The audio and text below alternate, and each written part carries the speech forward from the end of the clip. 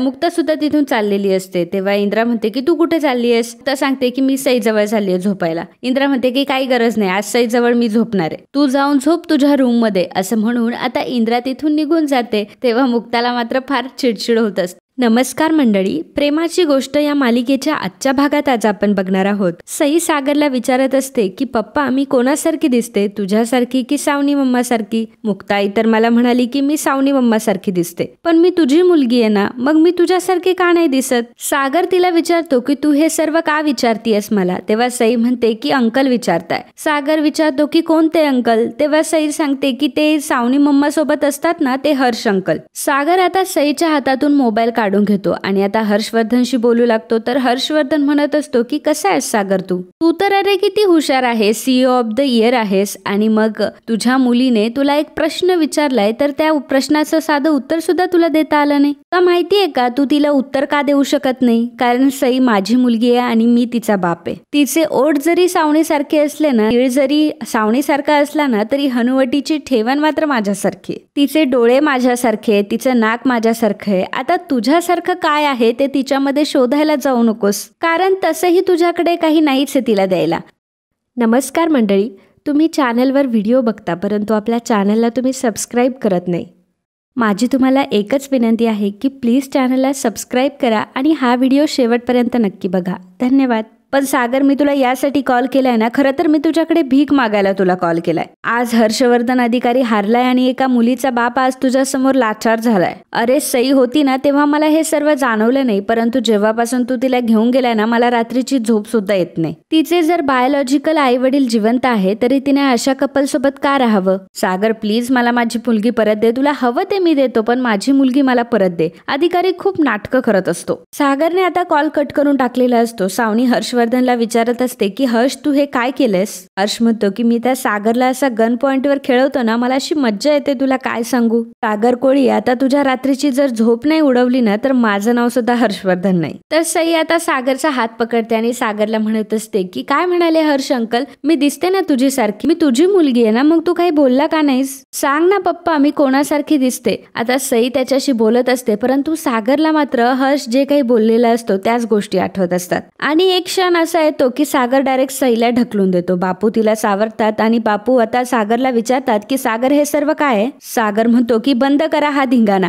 आणि सागर आता तिथून निघून गेलेला असतो. तर सागरचा हा अवतार बघून मुक्तालाही खूप राग आलेला असतो, परंतु सई खूप घाबरलेली असते म्हणून मुक्ता पहिल्यांदा सईला जवळ घेते. मुक्ता आता सईला घेऊन तिच्या रूम मध्ये जाते. मुक्ता सईला मांडीवर झोपवत असते, परंतु सई काही झोपत नसते. मुक्ता म्हणत असते की सई झोप ना, तू गुडगल आहेस की नाही? तर सई म्हणते की नाही मी गुडगल नाहीये, मी जर गुडगल असते तर पप्पा कशाला माझ्यावर रागवला असता? पप्पा तर मला कधीच आपलं मानत नाही, पण नेहमी माझा रागरागच करतो, माझे कधी लाडच करत नाही, मग मी कशी काय गुडगल असेल? मुक्ता म्हणते की असं नाहीये बाळा. तर सई म्हणते की काल मला एक बॅड ड्रीम आलं होतं की हर्ष अंकल सारखं पप्पा सुद्धा मला हॉस्टेलला टाकणार. मुक्ता म्हणते की नाही सई, तू कुठेही जाणार नाही, तू मुक्ताई सोबत राहणार आहेस. इंद्रा तितक्यात तिथे आलेली असते. सई मुक्ताला म्हणते की मुक्ताई मी तुला एक सिक्रेट सांगू, मला पप्पा नाही आवडत. इंद्राने ही गोष्ट ऐकलेली असते. इंद्रा आता सईकडे येते आणि सईला म्हणते की बाळा असं नाही बोलायचं हा, तुझ्या पप्पाचा खूप जीव आहे तुझ्यावर, चल मी तुला ना पप्पाकडे घेऊन जाते. तर सई आता पप्पाला घाबरत असते आणि म्हणत असते की नाही मला पप्पाची भीती वाटते, मला नाही यायचं. इंद्रा म्हणते की अगं असं नाहीये सई, अगं पप्पाचा तुझ्यावर खूप जीव आहे,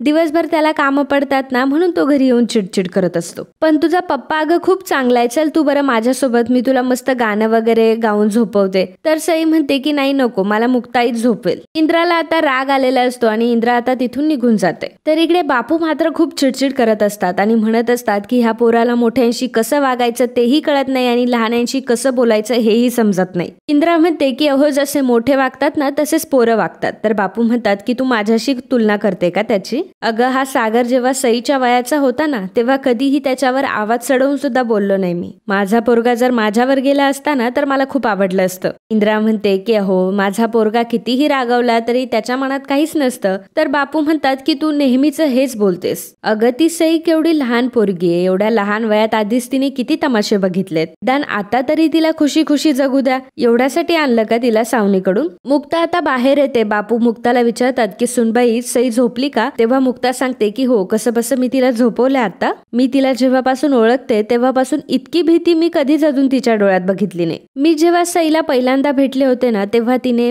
पप्पाचाच ध्यास घेतला होता, माझा पप्पा म्हणायची. आणि आज त्या सईच्या तोंडातून आज मी तिला तिचा पप्पा आवडतच नाही हे ऐकलंय. मुक्ता आता बापूंना म्हणत असते की बापू, सागरचं हे वागणं अजिबात चांगलं नाहीये. सागर दिवसेंदिवस सईवर फक्त राग काढतोय आणि त्या बिचारा बाळावर याचा खूप परिणाम होतोय. लहान मुलांसोबत हे असं वागणं अजिबात बरोबर नाहीये. इंद्रा म्हणते की तू खूप पोपटासारखी बोलायला लागलीस ग. आता तू सांगणार का की माझ्या मुलाची चूक काय आहे ते. तुला कधी तुझा बाबा ओरडला नाही का. तेव्हा मुक्ता म्हणते की तुम्ही सागरची तुलना माझ्या बाबांशी करताय. प्रत्येक आई वडील हे आपल्या मुलावर रागवतात, परंतु सागरचं वागणं आणि सागरचं रागणं हे त्या पलीकडे काहीतरी आहे. मला सांगा की आतापर्यंत सागर जेव्हा जेव्हा सईवर चिडले तेव्हा तिला कधी ते सॉरी म्हणालेत, किंवा त्यांचा राग शांत झाल्यावर सईला त्यांनी कधी जवळ घेतले, ते तिच्याशी कधी खेळत बसले, असं कधी झालंय. जेव्हापासून माझी सईची ओळख झालीये तेव्हापासून सई ही फक्त तिच्या पप्पाने तिच्याशी 2 शब्द प्रेमाने बोलावे, तिच्यासोबत खेळावं, वेळ घालवावा यासाठी ती मुलगी तर असलीये. तिचं कौतुक सोडा, परंतु सागर नेहमी काय करतात, तिच्यावर रागवतात, तिच्यावर झिडकारतात. आणि एक लहान मूल, तेही सईच्या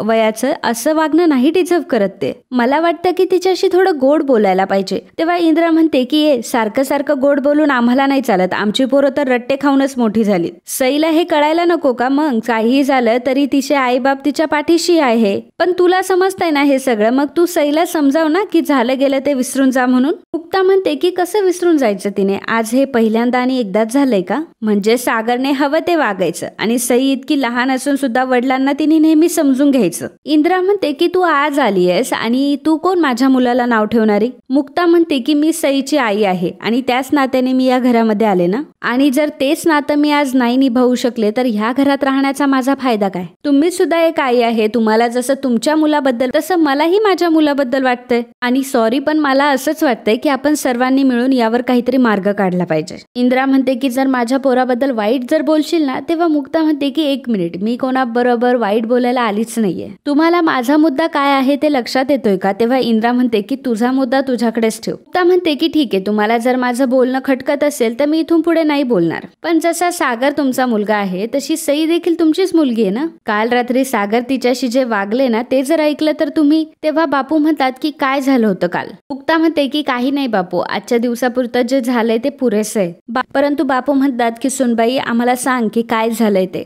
मग आता मुक्ता रात्री घडलेला सगळा प्रकार सांगू लागते की रात्री सुद्धा सई जेव्हा सागर सोबत बोलायला गेली तेव्हा सागरने सईला धक्का मारला आणि तेव्हा सागर दारूच्या नशेमध्ये होता. मुक्ता सांगते की तेव्हा मी त्यांना सांगितलं पण होतं की जर पुन्हा तुम्ही असं सईसोबत वागलात तर माझ्या इतकं वाईट कोणी नाही, परंतु आज पुन्हा हेच बघायला भेटलं. बापू आता इंद्राला म्हणतात की आता बोल इंद्रा, अजूनही तुला हेच वाटतं का की त्याची काही चूक नाही म्हणून. इंद्रा म्हणते की हो, त्याला काहीतरी कामाचं टेन्शन असेल, तो कोणाला कामाचं टेन्शन सांगत नाही. मुक्ता म्हणते की 1 मिनिट, टेन्शन हे प्रत्येकाला असतं, परंतु त्यासाठी लहान मुलांना मारणं हे योग्य आहे का. इंद्रा म्हणते की तू गप्प बस ग, घरातल्या बाईने आग ही शांत करायची असते, त्यात तेल टाकून अजून ती वाढवायची नसते. हा तुझा नवरा आहे ना, तू त्याला कधीच समजूनच घेतलं नाही. समोर जेव्हा राहत होती तेव्हाही नेहमी त्याच्याकडे बोट दाखवायची, आता घरात आलीयेस तरी सुद्धा त्याच्याकडेच बोट दाखवतीये. अगं बाई, नवऱ्याचा असा रागराग करणं चांगलं नाहीये. बापू म्हणतात की अगं मुलाच्या प्रेमात तू किती आंधळी झाली इंद्रा, सुनबाई काय बोलते ते तर ऐकून घे. इंद्रा म्हणते की आता मी काय सांगते ना ते ऐका आणि सगळ्यांनी जाऊन झोपा. सर्वजण आता तिथून निघून गेलेले असतात तर मुक्ता तिथेच उभी असते. सागर तेवढ्यात तिथे येतो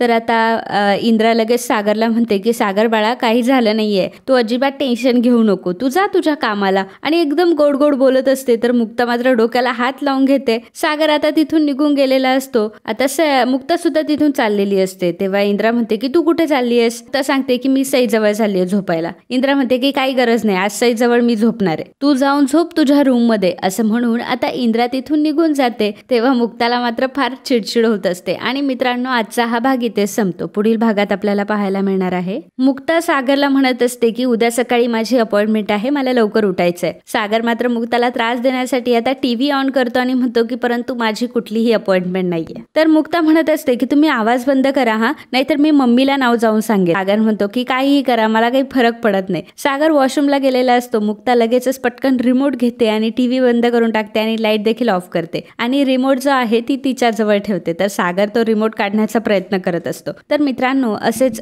प्रेमाची गोष्ट या मालिकेचे डेली अपडेट बघण्यासाठी आत्ताच आपल्या चॅनलला सबस्क्राईब करा आणि हा व्हिडिओ आवडला असेल तर व्हिडिओला लाईक आणि कमेंट करायला अजिबात विसरू नका. धन्यवाद.